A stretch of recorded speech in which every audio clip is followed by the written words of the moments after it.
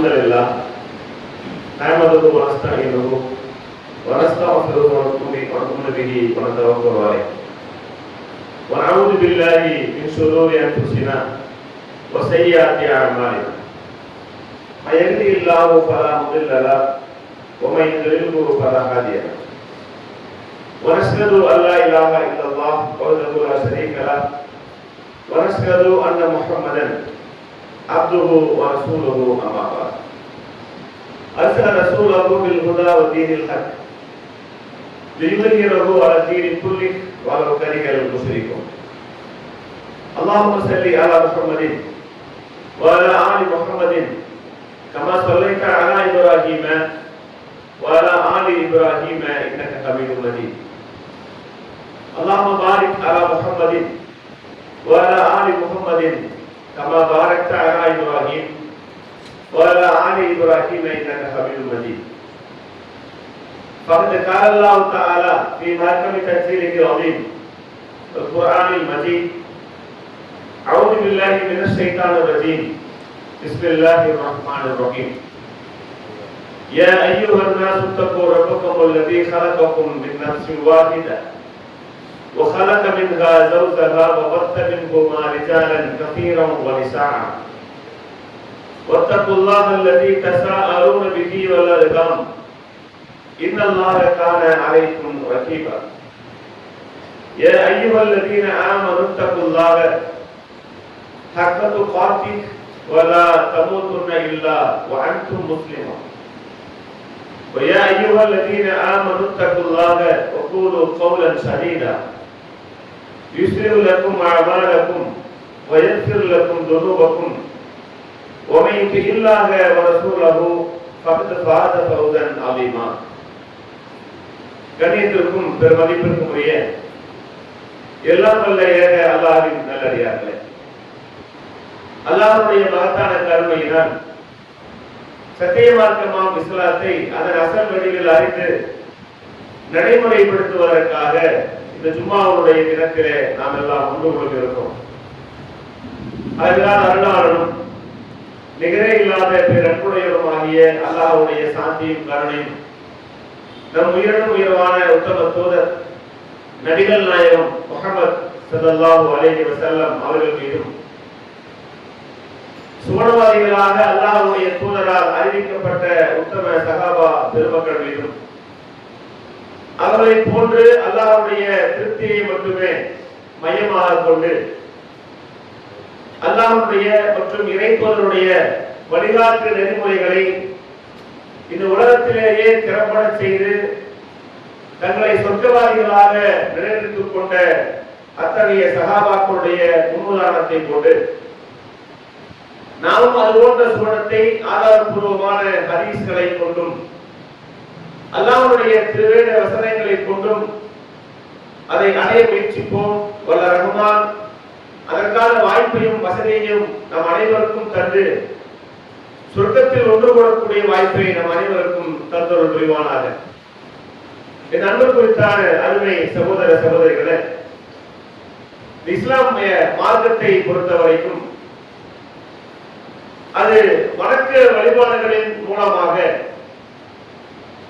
இறைவனை நெருங்குவதற்குண்டான பல அம்சங்களை நமக்கு கற்றுத் தருகிறது.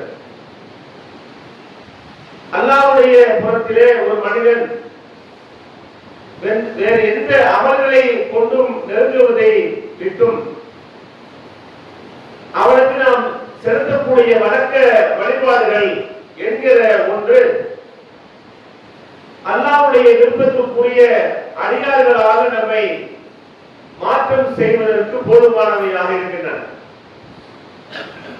ஒரு அடியாருடைய கடமையான வணக்க வழிபாடுகள் உபரியான வணக்க வழிபாடுகளின் மூலமாக அல்லாஹ்வை அவன் நெருங்கும் பொழுது அல்லாஹ் சொல்வதாக இறைத்தூதர் சொன்னார்கள், அவர்களுடைய கையாக அவருடைய கால்களாக அவருடைய பார்வையாக நாம் மாறி போய்விடுகிறோம். அவன் ஒரு ஜான் என்னை நெருங்கினால் ஒரு முழம் நான் அவனை நெருங்குகிறேன். அவன் நடந்து வந்தால் அவன் புறத்திலே நான் அவனை நாடி ஓடி வருகிறேன்.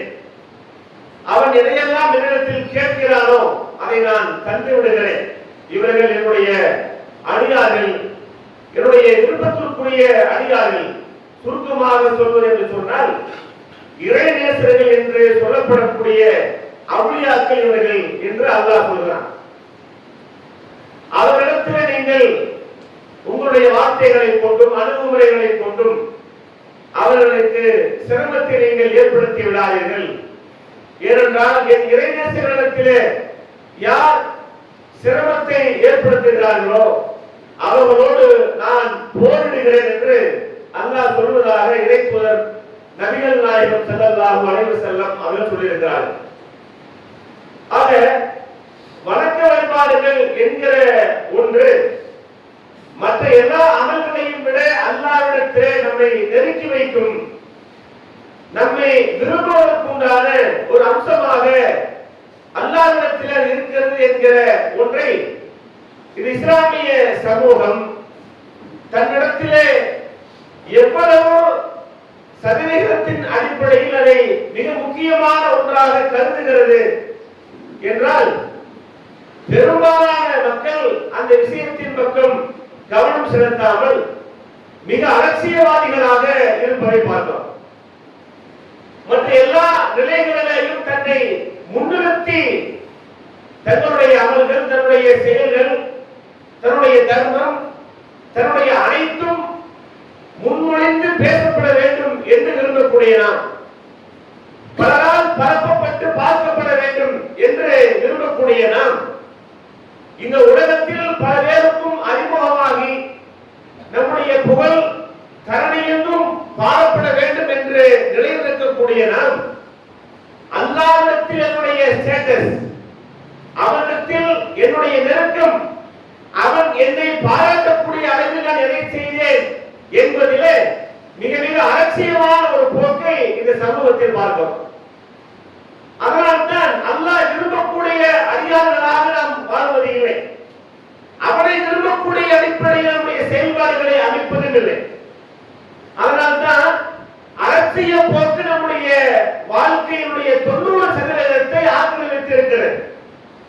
ஒரு வாய் வார்த்தையாக சொன்னாலும் கூட நாம் நேரடியாக நிதர்சனமாக பல உதாரணங்களை இந்த உலகத்தில் பார்க்கும் பொழுது அது 100% உண்மை என்றுதான் என்ன தோன்றுகிறது. அது நம்முடைய அரசியல் போக்கு என்று ஒன்று இருக்கிறது. அது நமக்கு முதல்ல ஆபத்தை விளைவிக்கக்கூடிய ஒன்று. இந்த உலகத்தில் நாம் சார்ந்திருக்கக்கூடிய குடும்பம், நாம் சார்ந்திருக்கக்கூடிய முகல்லா என்கிற தெருவாசிகள், நம்முடைய சமூகம், நாடு, அமைப்பு என்று எது வந்தாலும் அதில் நம்மால் ஒரு ஆபத்து நிறைந்திருக்கிறது நம்முடைய அரசியல் என்ற காரண காரியங்களால் என்பதை நாம் விளங்க மறுத்து விடுகின்றோம். எந்த விஷயங்கள் எல்லாம் அரசியல் ஆரம்பிக்கிறது என்றால் நம்மிடத்தில் இருக்கக்கூடிய அனைத்துமே அரசியல் தான். எதைத்தான் சொல்லுவது என்று யோசிக்க வேண்டியிருக்கிறது.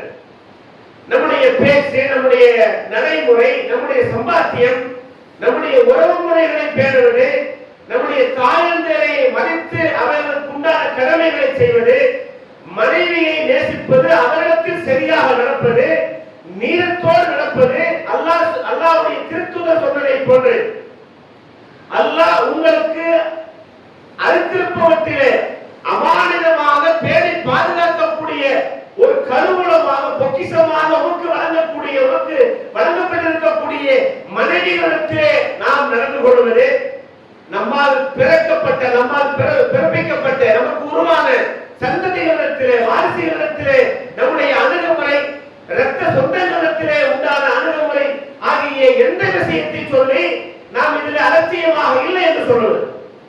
ஆக எல்லா விஷயத்திலேயும் நமக்கு அலட்சியம், அது மிக பெரும் ஆபத்தில் கொண்டு போய் முடியும். இந்த உலகத்தில் சில ஆபத்துக்களை தந்தாலும் மறுமையிலே பேராபத்திலே நம்மை சிக்க வைத்துவிடும்.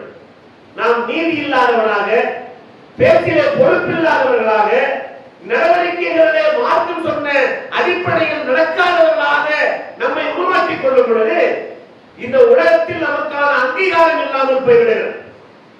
நம்மை கெட்டவர்களாக, நல்லடியார்களாக அல்லாமல் மிக கெட்ட அதிகாரிகளாக மக்களால் பாதிக்கக்கூடிய நிலைமை ஏற்பட்டுவிடுகிறது. நம்மிடத்தில் ஆலோசனை பெற்றுக் கொள்ளவும், நம்மிடத்திலே யோசனைகள் பெற்று ஒரு சில வேலைகளை செய்யவுமாக யார் நம்மை அணுகாத ஒரு நிலை ஏற்பட்டுவிடும். உறவுகளை பேணாத நிலையிலே அதெல்லாம் எந்த பயனும் ஏற்படாமல் போய் நமக்கு ஒரு பாதிப்பாக இருக்கக்கூடிய நேரத்திலும் கூட அவருடைய உதவியை எதிர்பார்க்காமல் பெறாமல் இருக்கக்கூடிய ஒரு ஆபத்தையும் நாம் சந்திக்க வேண்டிய சூழல் இருக்கிறது.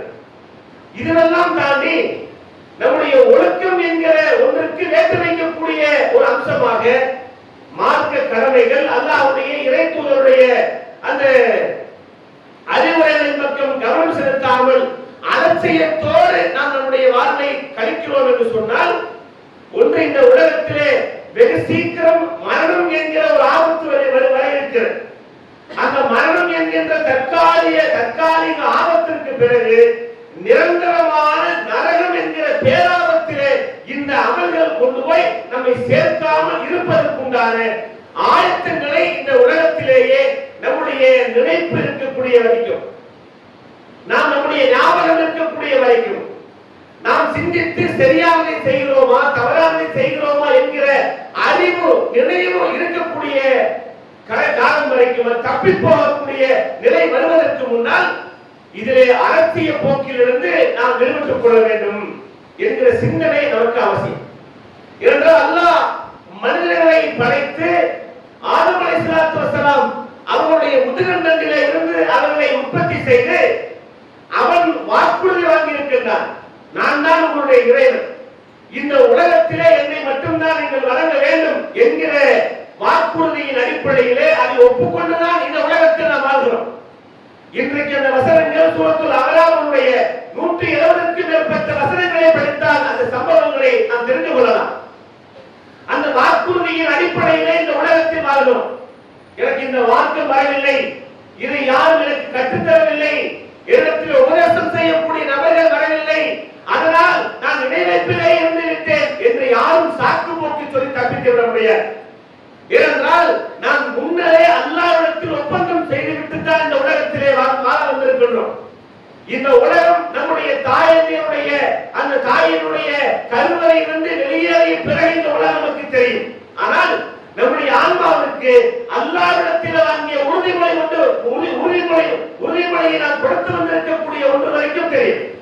ஆனால் நாம் எல்லோரும் தப்பித்து அரசியல்வாதிகளாக இந்த உலகத்தில் வாழ்ந்துவிட முடியாது. நாம் எல்லாம் அக்ரிமெண்ட்ல சைன் பண்ணிட்டு தான் வந்து உட்கார்ந்து இருக்கிறோம்.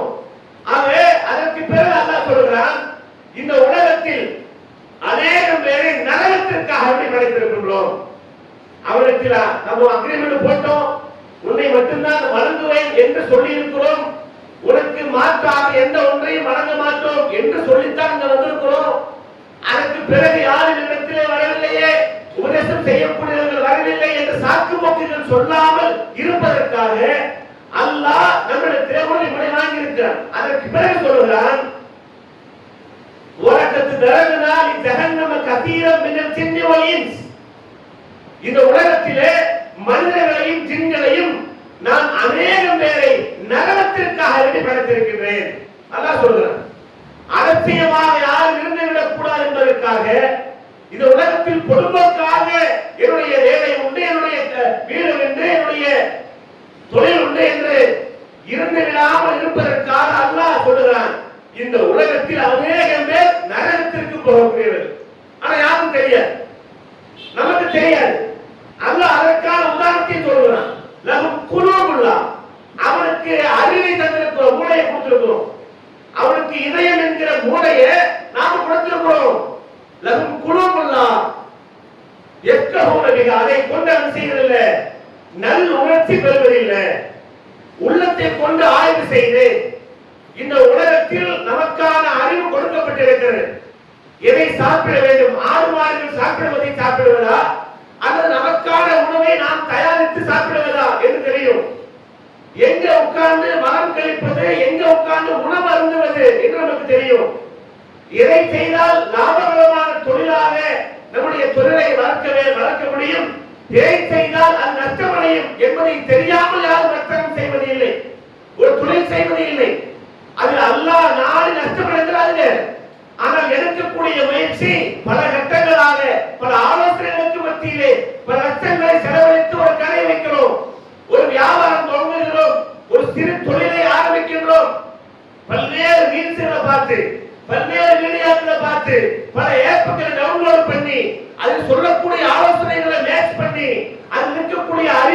நம்முடைய நிபுணர்களுடைய ஆலோசனைகளை பெற்று இந்த உலகத்தில் வியாபாரம் தலைத்தோங்க வேண்டும், பல மக்களால் அது விரும்பப்பட வேண்டும், பல மக்கள் வியாபாரத்தின் மூலமாக நமது பொருளை வாங்க வேண்டும் என்கிற எல்லா அறிவையும் படைத்துத்தான் முன்னரே திட்டமிடுதலோடு தான் நம்ம வியாபாரத்தை ஆரம்பிக்கிறோம்.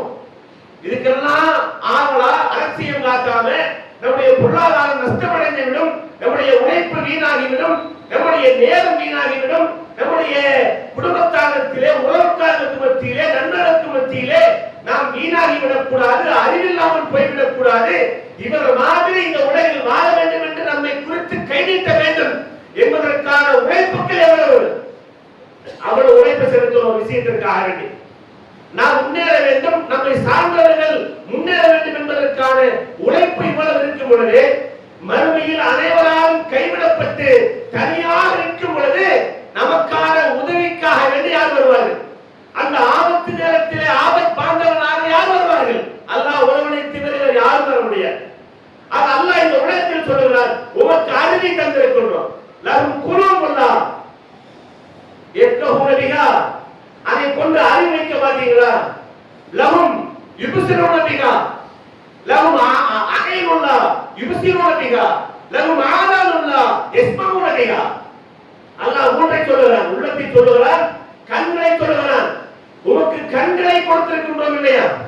அதை கொண்டு நீ நல்லுணர்ச்சி பெறக்கூடியவனாக ஆக வேண்டாமா? அவன் நல்லுணர்ச்சி பெறாதவனாகவே இருக்கிறானே. யாரு? நரகத்திற்காக வேண்டி படைக்கப்பட்ட ஜின்களையும் மனிதர்களையும் அல்லாஹ் சொல்லுகிறான். இவ்வளவு மிகப்பெரிய ஒரு ஸ்ட்ராங்கான ஒரு எச்சரிக்கையை அல்லாஹ் அவனுக்கு சொல்லி இருக்கின்றான். கண்ணை கொடுத்திருக்கிற உலகத்தை எதையெல்லாம் பார்க்கிற, நல்லது கெட்டதை பார்க்கிற, அம்மா யாரு மனைவி யாரு உனக்கு தெரியுது, என்னுடைய பிள்ளை யாரு அடுத்தவனுடைய பிள்ளை யாருன்னு தெரிகிறது. உன்னுடைய பார்வை வைத்துத்தான் உன் வீட்டுக்கு வர்றியா அடுத்தவன் வீட்டுக்கு போறியான்னு தெரியும். அவன் இதெல்லாம் பார்த்து நல்லவற்றை செய்ய வேண்டும், நல்லவற்றை பார்த்து வாங்க வேண்டும். அழுகிய காய்கறிகளை வீட்டுக்கு வாங்கிட்டு வர முடியாது. கண்ணை பார்த்து பார்த்து பார்த்து நல்லவற்றை வாங்கி வருகிறோம். நமக்கு தேவையான உபகரணங்களை பார்த்து பார்த்து வாங்குகிறோம். அந்த விஷயம் நல்லா இருக்கா, இந்த விஷயம் நல்லா இருக்கா, இந்த கலர் சரியா இருக்கா, எனக்கு மேட்ச் ஆகுமா, ஏன் கலருக்கு என்ன சூட் ஆகும் சொல்லி அனைத்தையும் பார்த்து அறிந்து வாங்குகிறோம். ஆறு மாதங்களை போட்டு வாங்கி வருவது இல்லையே, அதை போட்டு கேட்கிறோம். எவ்வளவு விஷயத்தை கேட்கிறோம். இது நல்லது, இது கெட்டது, இது ஆபாசம், இது நல்லவர்களுக்குரியது, நன்மைக்குரியது நமக்கு பிரித்து பார்க்க தெரியும். ரோட்ல நின்றுக்கிட்டு மூணாவது தரத்தில் இருக்கக்கூடிய மனிதர்களை போன்று கத்தி பேசக்கூடாது, ஆபாசத்தை பேசக்கூடாது, அருவருப்பை பேசக்கூடாது, கெட்ட வார்த்தையை பேசக்கூடாது என்று நமக்கு தெரிகிறது. காதுல இருந்தா காது பூசுதில்லை என்கிறோம் அருவருப்பான வார்த்தைகளை கேட்டா. அப்ப இந்த காதை கொடுத்து நல்ல கிராத்துக்களை, உபதேசங்களை, நல்ல அறிவுரைகளை கேட்கக்கூடிய விஷயத்திற்காக காதை தந்திருக்கின்ற அல்லாஹ் அவனுடைய எச்சரிக்கையோடு அல்லாஹ் சொல்றான், இந்த மூன்றை வைத்துக் கொண்டு அதை நல்லுணர்ச்சி பெறக்கூடிய ஒன்றாக உள்ளத்தை பயன்படுத்துவது இல்லை. நல்லவற்றை பார்த்து அதில் நல்லவற்றை எடுத்து செயல்படுத்துவதற்காக கண்ணை பயன்படுத்துவது இல்லை. நல்லவற்றை கேட்டு செயலாக்கம் செய்வதற்குண்டான அந்த காதை அவன் பயன்படுத்துவது இல்லை. இதுவெல்லாம் கொடுத்தும் பயனளிக்காதவன் எப்படிப்பட்டவன்? ஓலக்கத்து தரனாலி ஜஹன்னம கஸீரம் மினல் ஜின்னி வல் இன்ஸ், மனிதர்களையும் ஜின் வர்க்கத்திலேயும் இருக்கக்கூடிய அநேகம் பேரை நான் நரகத்திற்காக படைத்திருக்கின்றேன். இது மூன்றையும் கொடுத்தவன் பயன்படுத்தவே இல்லை. இது எச்சரிக்கை இல்லையா? இதில் அலட்சியம் காட்டலாமா? இதனுடைய ஆபத்தை நம்ம தெரியாம இருக்கிறோமே. அல்லாஹ் சொல்லுகிறான், இந்த மூன்றையும் கொடுத்துட்டு உன்னால நரகத்திற்கு உரியவனாக மாற முடிகிறது என்றால் நீயும் கால்நடை ஒண்ணுதானே. அல்லாஹ் சொல்லுகிறான், இதெல்லாம் உலாயிக்கல் என்ன, இதெல்லாம் கால்நடை மாதிரி தான். மனுஷனை எல்லாம் பார்த்து அல்லாஹ் சொல்லுகிறான், பெண்களை எல்லாம் பார்த்து அல்லாஹ் சொல்லுகிறான், நீங்களே கால்நடையை போன்றவர்கள். உலாயிக்க உலாயிக்க உலாயிக்கல் என்ன பல்கும் அமல் இல்லை, இல்லை அதை விட கேடு கட்டவனே. கால்நடையாவது அதற்குரிய பாம்பை அல்லாஹ் என்ன விதித்திருக்கிறானோ, எதை அதற்கு கட்டு தந்திருக்கிறானோ, எதுவெல்லாம் ஒழுக்கம் என்று அதற்கு போதிக்கப்பட்டிருக்கிறதோ அதை சரியாக முறையில் செய்கிறது. அது மாதிரியா நாம கால்நடைகள் மாதிரியா நாம எங்கு வேண்டுமானாலும் மேய்ந்து கொள்ளலாம், எங்கு வேண்டுமானாலும் படுத்து உறங்கிக் கொள்ளலாம், எப்படி வேண்டுமானாலும் அதனுடைய குடும்ப அமைப்பை எடுத்துக் கொள்ளலாம், எவ்வளவு குட்டி வேணாலும் போட்டுக்கலாம். அதற்கு என்று ஒரு வரைமுறையோ கட்டுப்பாடோ ஒழுக்க விழுமியங்களோ படித்தரங்களோ எதுவும் இல்லாத நிலையில நீ அப்படித்தான் நடக்குற. சொல்லி இருக்குது. அப்ப நீயும் அது ஒண்ணு கொஞ்சம் பொறு, அதை விட நீ மோசம். அல்லாஹ்வுடைய எச்சரிக்கைகள் அது அலட்சியப்படுத்தப்பட்டால் எந்த ஆபத்திலே கொண்டு போய் நிறுத்தப்படும் பார்த்தீங்களா? நரகம் என்கிற ஒன்றிலே கொண்டு போய் நம்ம நிறுத்தப்படும். இதை இந்த உலகத்திலே இந்த அலட்சியத்தை நாம் பேணிவிடக்கூடாது. இந்த அலட்சியத்தை தள்ளிவிட்டு நமக்கான மனிதர்கள், நாம் அறிவு வழங்கப்பட்டவர்கள், கண்ணும் காதும் உள்ளமும் வழங்கப்பட்ட மிக முழுமையடைந்த ஒரு பிராணி, மனித பிராணி என்று அவனுடைய அறிவுரைகளை அலட்சியம் செய்து விடவே கூடாது. இருவரும் அல்லாஹ் சொல்கிறான், நீங்க அல்லாஹ்வை நாளை மறுமையிலே சந்திக்க வருவீங்களே, அந்த சந்திப்பு உங்களுக்கு துர்பாக்கியமான ஒன்றாக இருந்து விடக்கூடாது. யா அய்யுஹல்லதீன ஆமனு ஈமான் கொண்டவர்களே, நீங்கள் துல்ஹிக்கும் அம்வாலுக்கும் வலா அவுலாதுக்கும் அன் திக்ரில்லாஹ் ومن يفعل ذلك فاولئك هم الخاسرون وانفقوا مما رزقناكم من قبل ان ياتي احدكم الموت فيقول رب لولا اخرتني الى اجل قريب فاصدق واكن من الصالحين. ஒரு மனிதன் சொல்வானாம் சாகக்கூடிய நிலையிலே, அல்லாஹ் நீ தந்திருக்கக்கூடிய பொருளாதாரத்தை, நீ வழங்கியிருக்கக்கூடிய பொருளாதாரத்தை நான் செலவழித்து தர்மம் செய்து சாலிகானவனாக மாறிவிடுகிறேன் என்று மரணத்திற்கு தவணை தராத அல்லாஹ்விடத்திலே பார்த்தவர் சொல்கிறார். அல்லாஹ் எனக்கு கொஞ்சம் தவணை கொடுத்தால் நான் சாலிகானவனாக மாறிடுறேன். அது வரைக்கும் அவன் மாறல, சாகர வரைக்கும் சாலிகானவனாக மாறக்கூடிய எந்த அமலையும் செய்யல. அலட்சியம் சாவு பார்த்து நம்ம என்ன செய்வோம்? சாவு வரப்போகுது, ஆஸ்பத்திரியில் நடக்கிற உங்களுடைய விஷயத்தை திருத்திக்க நல்லவனாக நடக்க முயற்சி பண்ணு என்று சொன்னா, சாவு வந்து அதை சந்திக்கிறேன் பார்த்துக்குவோம் என்று சவாலிடக்கூடியவங்களை பார்க்கலையா? வாய்வார்த்தையா சொல்றான் சாவு வரும்போது பார்த்துக்கலாம், குழியில வச்சிருவாங்க, குழியில வைக்கும் போது பார்த்துக்கலாம், மறுமையில கேள்வி இருக்கு, மறுமை வரும்போது பார்த்துக்கலாம். இதெல்லாம் ஒரு அலட்சியம். நம்முடைய எந்த வார்த்தைகளும் உள்ளத்தை குடைந்து இறையத்தோடு அவனுக்கு நேர்வழிப்படுத்தக்கூடிய வார்த்தைகளாக அவனுடைய செவியிலே விடுவதே இல்லை. அல்லாஹ் கேட்கிறான், நான் உனக்கு வழங்கிய செல்வத்திலிருந்து நீ உலகத்தாருக்கு மக்களுக்கு செலவு செய் என்று சொல்லும் பொழுது அதை நிராசையாக அதை துடைத்தெறிந்து விட்டு அலட்சியப்படுத்தி விட்டு உன்னை மரணம் என்கின்ற ஒன்று தருவும் பொழுது, உன்னை மரணம் என்கின்ற ஒன்று வந்து உன்னை அழைக்கும் பொழுது என்னிடத்தில் தவறை கேட்கிறாயே, அல்லாஹ் சொல்கிறான், ஓ ஈமான் கொண்டவர்களே, நான் உங்களுக்கு பொருள் செல்வத்தை தந்திருக்கின்றேன், மக்கள் செல்வத்தை தந்திருக்கின்றேன். இந்த இரண்டை வைத்துக் கொண்டு நீங்கள் என்னை பராமுகமாக்கி விட வேண்டாம், என்னை நீங்கள் அலட்சியப்படுத்தி விட வேண்டாம், என்னை நினையாதவர்களாக, நினைத்து பார்க்க இயலாத மக்களாக நீங்கள் மாறிவிட வேண்டாம். ஒருவேளை நீங்கள் அப்படி நடந்தால் நினைத்துக் கொள்ளுங்கள், நீங்கள் நஷ்டவாதிகள். அல்லாஹ் சொல்றார், என்னை நினையாதவர்களாக, பொருள் செல்வத்தை கொண்டும் மக்கள் செல்வத்தை கொண்டும் அதிலே பெருநினைத்தவர்களாக, என்னுடைய ஸ்டேட்டஸ் தெரியுமா, என் பேங்க் பேலன்ஸ் தெரியுமா, எத்தனை ஆயிரம் கோடியை நான் வைத்திருக்கிறேன் தெரியுமா, என்னுடைய சொத்துக்கள் எண்ணி பார்த்தால் எனக்கே எவ்வளவு தெரியல, அவ்வளவு இடத்துல சொத்துக்கள் இருக்கு தெரியுமா, என்னிடத்தில் நேருக்கு நேர் பேசுகிறாயா என்று பொருளாதாரத்தை வைத்துக் கொண்டு பெருநினைப்பவர்கள் இருக்கிறார்கள். ஏன்? இது அல்லாஹ்விடத்திலிருந்து நமக்கு வந்தது என்கிற உபதேசம் அவனுக்கு சொல்லப்பட்டும் அதை அலட்சியமா இருந்தனால அதை அவர் பேச வைக்கிறது. பொருளாதாரம் மட்டுமல்லாமல் மக்கள் செல்வம், ஒரு 10-15 மக்கள் வச்சிருப்பான், அவனுக்கு அல்லாஹ் உடல்ல வலு கொடுத்து மனைவிமாருக்கு ஆரோக்கியத்தை கொடுத்து அந்த மொத்த குடும்பத்தையும் உயிரோடு வாழ வைத்து பல கோடிகளுக்கு அதிபதிகளாக வாழ்ந்துட்டு இருப்பாங்க. அந்த மக்கள் செல்வத்தை வைத்துக் கொண்டு அவன் பெருமைப்பான். மக்கள் செல்வமே இல்லாத தட்டி எடுத்து வளர்த்தக்கூடியவனை பார்த்து அவன் பேசுவான், என் மக்களை பார்த்தியா, எனக்கு இருக்கக்கூடிய ஆடம்பரத்தை பார்த்தியா, நான் நடத்தக்கூடிய ஒவ்வொரு நிகழ்ச்சிகளை பார்க்கிறியா என்று பொருளாதார வளத்தை, பொருளாதார ஆடம்பரத்தை, அவன் செலவழிக்கக்கூடிய ஒவ்வொன்றுக்கும், காருக்கும், பைக்குக்கும், வீட்டுக்கும், ஆடம்பரம் செய்வதற்கும், உடைக்கும், காலணிகளுக்கும் எல்லாவற்றுக்கும் செலவழிப்பதையெல்லாம் ஸ்டேட்டஸாக போட்டு இந்த உலகத்தில் பெருமளிக்கக்கூடிய ஒன்றை பேச வைக்கும். அல்லாஹ்வை மறந்தார், அல்லாஹ்வை மறந்த நிலையில் செய்து விடாதீர்கள். அப்படி செய்தால் உன்னை தெரிந்து கொள்ளுங்கள், இந்த உலகத்தில் ஒரு பேர் ஆபத்து உங்களிடத்தில் இருக்கிறது. அல்லாஹ் உங்களை மறந்து விடுவான். அல்லாஹ் மறக்கடிக்கப்படுகிறீர்கள். அல்லாஹ் அவனுடைய அன்பிலே இருந்து, அவனுடைய அரவணைப்பிலே இருந்து, அவனுடைய பாதுகாவலிலே இருந்து, அவனுடைய மன்னிப்பிலே இருந்து, அவனுடைய திருப்தியிலே இருந்து, அவன் தரக்கூடிய மறுமையிலே சொர்க்கத்திலே இருந்து நீங்கள் மறக்கடிக்கப்படுவீர்கள். அல்லாஹ் சொல்லுகிறார். சொல்லலையா? இந்த உலகம் நமக்கு எந்த அளவுக்கு பிரயோஜனப்பட்டு இருக்கிறது, எந்த அளவுக்கு நம்முடைய உள்ளத்திலே குத்தி இருக்கிறது. இருக்கிறது. அதையும் மறந்து அலட்சியமாகத்தான் இன்றைக்கு இந்த நாளையும் கடக்கப் போகின்றோம். எந்த உபதேசமும் ஒரு மனிதனுக்கு பயனளிக்கும் என்று சொன்னால், ஒரு உபதேசம் பயனளிக்கும் என்று சொன்னால் அவன் நிச்சயம் இறையற்றவாதியாக இருப்பான். பயபக்தி உடையவனுக்கு மட்டும்தான் என்ன வரையும் பயனளிக்கும், வேற யாருக்கும் பயனளிக்காது. ஆடு மாடுகளை போன்று சும்மா உரைகளையும் நாம் கேட்டுக்கொண்டு கடந்து விட்டோம் என்று சொன்னால் நம்முடைய ஆயிரம் உபதேசங்களும் ஒரு சதவீதம் நமக்கு பயனளிக்காது.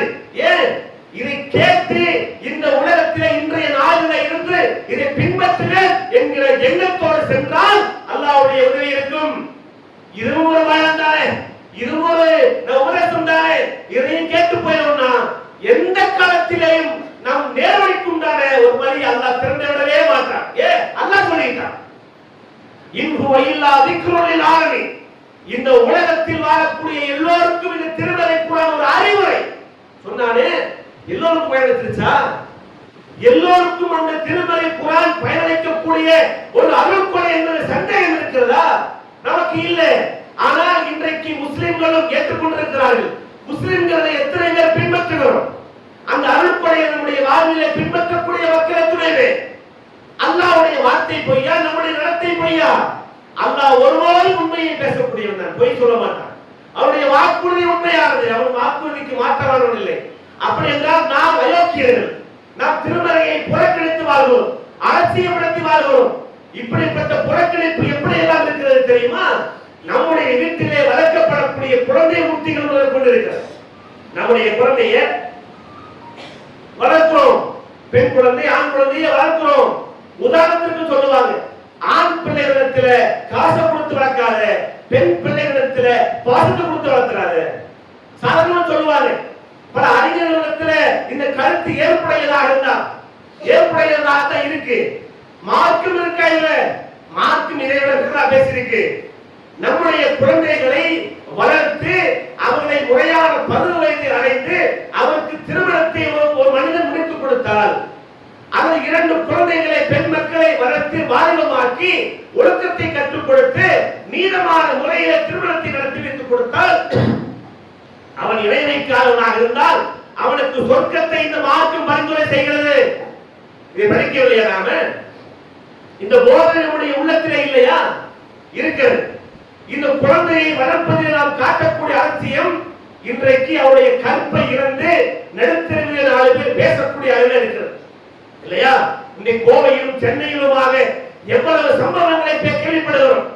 பெண் பிள்ளைகளை கூட்டாக பாலியல் வன்கொடுமை செய்து சித்திரவதை செய்து அவருடைய உடல் உறுப்புகளை சிதைத்து கோரமாக வீடியோக்கள் எடுக்கப்பட்டு அதை வெளியே சொன்னார்கள் பரப்பிடுவேன் என்று பயமுறுத்தி நம்முடைய பெண் மக்களை எவ்வளவு அயோக்கியர்கள், காம கொடூரர்கள் இந்த சமூகத்திலே வெளிச்சம் போட்டு காட்டி அவரை மார்க்க அடிப்படையில் இஸ்லாமிய அரசாங்கம் இங்கு அரசாங்கால் ஒவ்வொருடைய கருத்துக்களையும் துண்டாக்கி விடக்கூடிய அளவில் கொடூர மனப்படுத்ததாக சுற்றி இருக்கிறார்களே. இவர்கள் எல்லாம் நம்முடைய பெண் குழந்தைகளை சர்வ ஜாக்கிரதையாக பாதுகாக்க கடமைப்பட்டிருக்கின்றோம். இதில் அலட்சியம் காட்டக்கூடாது. நாம் எப்படி அலட்சியம் காட்டுறோம்? 2 வயசு 3 வயசுல இருந்து அவருடைய உடைகள்ல கவனம் இல்லாமல் இருக்கிறோம். உடையில கவனம் இல்ல, நடத்தையில கவனம் இல்ல. சின்ன குழந்தை தானே, 10 வயது அடைந்ததுக்கு அப்புறம் சொல்லலாம், கேட்காது. இன்றைக்கு மார்பில் மேல இருக்கக்கூடிய துணிகளை, அது அங்கு அவயங்களுடைய லட்சணங்களை பிறர் பார்க்க கூடாது என்பதற்காக வேண்டி, அதாவது மென்மையான லூஸா இருக்கக்கூடிய நம்ம ஃப்ரீயா இருக்கக்கூடிய உடைகளை மாற்றி அணிய சொல்லுகிறது. அது மேல மானத்தின் மேல நீங்கள் துணிகளை போட்டு மறைத்துக் கொள்ளுங்கள் என்று சொல்லுகிறது. இன்னைக்கு அப்படியே நம்முடைய பெண் குழந்தைகளை வளர்க்கிறோம். உடல்ல தெரியக்கூடிய பாகத்தை விட தெரியாத பாகங்கள் குறைவு. ரொம்ப சின்ன டபுள் 2 பீஸ் வச்சுக்கிட்டு குழந்தைகளுக்கு போட்டுறோம். அதுக்கு மேல பசுவலையை போத்துற மாதிரி ட்ரெஸ் போட்டுறோம்.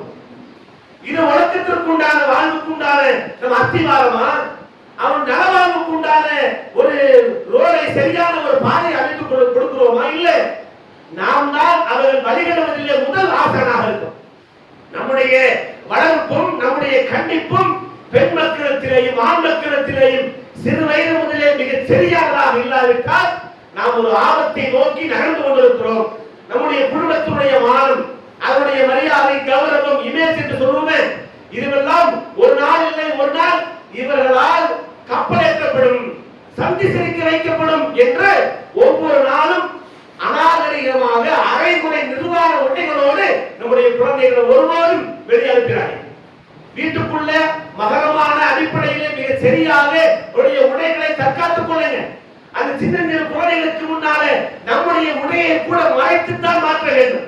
எல்லா இருக்கிற மாதிரி நாமளே சட்டையை போட்டுக்கிட்டு பெண்களாக இருந்தால் குறைவான உடைகளை அணிந்து கொண்டு அவர்கள் பார்க்கும் முன்பாகவே உடைகளை மாற்றிக்கொள்வதும் மாற்றிப் போடுவதும் கணவன் மனைவியாக இருந்தாலும் கூட அவர்கள் மத்திய நெருக்கத்தை காட்டுவதெல்லாம் தவிர்க்கப்படக்கூடிய செயல்கள். அவருடைய உள்ளத்திலே மிக மிக ஆழமாக பதிவு செய்யப்படும். அந்த மக்கள் வெளியே போயிட்டு அப்படித்தான் பேசுவாங்க. எவ்வளவு சிறு குழந்தைகள் நம்முடைய அந்தரங்கத்தை வெளியே சில வேலைகளில் பகிரங்கமாக பேசுவது இல்லையா? நாம சொல்லுவதற்கு வாய் வந்துருச்சு. சரியா வளர்க்கணும் என்று சொல்லப்படக்கூடிய ஒன்று வந்துவிட்டால் அபாய கட்டத்தில் நாம் இருக்கிறோம் என்று பொருள். ஒரு குழந்தையுடைய உடையை அது மானத்தை மறைக்கக்கூடிய ஒன்றை 10-15 ஆண்டுகள் ஒன்றுமே சொல்லாமல் விட்டுக்கிட்டு தன்னந்தனியாக என் புள்ள நைட் ஸ்டடிக்கு போறார். யாரு கூட? கோ எஜுகேஷன் படிக்கக்கூடிய மாணவர்களோடு. இன்னைக்கு சமீபத்தில் செய்திகள் நம்ம படிக்கலையா? செய்தித்தாள்கள்ல படிக்கலையா? செய்தி சேனல்கள்ல எவ்வளவு வரலையா? ஆண்டி ஆண்டி என்று எங்கிட்ட வந்து அவ்வளவு கொஞ்சுவார்கள், அவ்வளவு பேசுவார்கள். நான் டீ வைத்து கொடுப்பேன், சாப்பாடு வைத்து கொடுப்பேன், டின்னருக்கு சாப்பிட கொடுப்பேன், எல்லாம் செய்து கொண்டு ஆண்டி நைட் ஸ்டடி இருக்குது, எக்ஸாமுக்கு படிக்கணும், குரூப் ஸ்டடி இருக்குது, நாங்க படித்து விட்டு பிள்ளைய கொண்டு கொடுத்துறோம் சொல்லிக்கிட்டு கூட்டிட்டு போய் மயக்க மருந்து கலந்து கொடுத்து கூல்ட்ரிங்க்ஸ்ல கொடுத்துக்கிட்டு அந்த அனுமானத்துடன் கொடுமை செய்து கொண்டு கொன்று புதைத்து எரித்து விட்ட கொடுமைகள் நம்ம படிக்கலையா? எங்கேயோ நடந்ததுதானே இல்லையா? நமக்கு என்ன? எப்பொழுதோ நடந்ததுதானே நமக்கு என்ன? அப்படித்தானே? நம்முடைய வீட்டு கதவை எப்ப தட்டுவோம் தெரியுமா? நமக்கு நாம் கொடுக்கக்கூடிய செல்லமும் நாம் கொடுக்கக்கூடிய அதாவது அசாதாரணமான ஃப்ரீடம் சுதந்திரமும் எங்க கொண்டு போய் தெரியுமா? பட்டு சேலை முள்ளுல இருந்தாலும் அதுக்கு ஆபத்து, முள்ளுல இருந்து முள்ளுல அது இருந்தால் ஆபத்து, பட்டு சேலை முள்ளுல இருந்தால் ஆபத்து. ரெண்டு ஆபத்து பட்டு சேலைக்கு தானே. இதெல்லாம் சாதாரணமா சொல்லக்கூடிய ஒரு வழக்கு மொழிகளா இருக்கு. எது இருந்தாலும் பாதுகாக்கக்கூடிய பொறுப்பும் கடமை நமக்கு இருக்கு, பெற்றவனுக்கு இருக்கு. இன்றைக்கு கோயில் நடக்கலையா? கோயில் நடக்கல. இன்றைக்கு இருக்கின்ற ஆப்புகளை டவுன்லோட் பண்ணலாம். ஒரு மாசம் மட்டும் ஃப்ரெண்ட்ஷிப் எடுத்துக்கலாம், ஒரு மாசம் மட்டும் டேட்டிங் எடுத்துக்கலாம். அது எங்க டேட்டிங், எவ்வளவு ஃப்ரெண்ட்ஷிப், எவ்வளவு பேர் இருக்காங்க, லவ்வர் யாரு, அது அல்லாம இருக்கக்கூடியவை யாரு, ஏதாவது தெரிஞ்சா நாம செய்யணும். ஒவ்வொரு பெண் மக்கள் போய் மாற்றாங்களே, ஒவ்வொரு பெண் குழந்தைகள் போய் சிக்கிறாங்களே.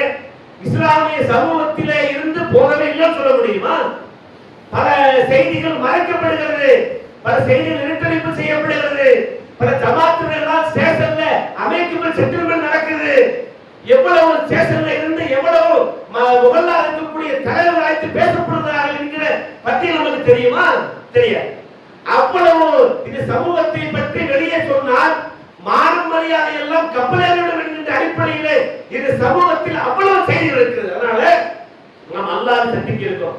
யா அய்யுஹல்லதீன ஆமனு தக்குல்லாஹ வ தன்துர் நஃப்சும் மா கத்தமத் லிகத் வத்தக்குல்லாஹ இன்னல்லாஹ ஹபீரும் பிமா தஅமலூன். அல்லாஹ் சொல்கிறான், நீங்கள் அல்லாஹ்வுக்காக மறுமைக்காக வேண்டி முற்படுத்திக் கொண்டீர்களே, அதை நீங்கள் சிந்தித்து பாருங்கள். ஏன் தெரியுமா? ஒவ்வொரு ஆத்மாவும் தன்னுடைய அமல்களை எதை முற்படுத்தி இருக்கிறோம் என்பதை சிந்தித்து கவலைப்பட்டுக் கொள்ளட்டும். எதை அனுப்பிச்சிருக்கிறோம் அல்லாஹ்விட்ட, எது நம்மை காப்பாற்றும், நம்முடைய அரசியமா இந்த மார்க்கத்தின் அடிப்படையிலே மிக சரியாக நடந்து கொண்டு அவருடைய அமல்களை அனுப்பி சொர்க்கத்திற்கு போகக்கூடிய ஒன்றை அனுப்பியிருக்கீங்களா? ரெண்டையும் யோசனை பண்ணிக்கீங்க. உங்களுடைய அமல்களால், உங்களுடைய செயல்களால், உங்களுடைய பிற்போக்குத்தனத்தால், உங்களுடைய அரசியத்தால் ஆபத்தை அனுப்புகிறீர்களா? அது நல்லவர்களை கொண்டு சொர்க்கத்துடைய சுப செய்தியை நாம் பெறுவதற்காக அந்த செயல்பாடுகளை அனுப்பியிருக்கிறோமா? இது இரண்டையும் தீர விசாரித்து ஆய்ந்து அறிந்து அரசியல் என்பது எல்லா விஷயத்திலேயும் நமக்கு இருந்துவிடக் கூடாது. அரசியல் என்பதும் மரணம் என்பதும் வேறு வேறு. அல்லாஹ்வால் பொறுக்கப்படும். அரசியல் என்பது வாய்ப்பு கொடுக்கப்பட்டும் வேண்டும் என்று மறுக்கப்படக்கூடிய குற்றத்திலே நாம் ஆளாகிவிடக் கூடாது. அல்லாஹ் எதிர்பார்க்கக்கூடிய ஆபத்தில்லாத அற்புதமான சொர்க்கத்தை அடையக்கூடிய வாழ்வுக்குண்டான வசந்தங்களை நாம் அல்லாஹ்விடத்திலே அமல்களாக அனுப்புவோம். அல்லாஹ் நம் அனைவரையும் சொர்க்கத்திலே பிரவேசிக்கக்கூடிய அரசியல்வாதிகளிலிருந்து அழித்து ஒழித்து நல்லவர்களாக சாலிகான மக்களாக சொர்க்கத்தை அடைவதற்குண்டான வாக்கியத்தை நாம்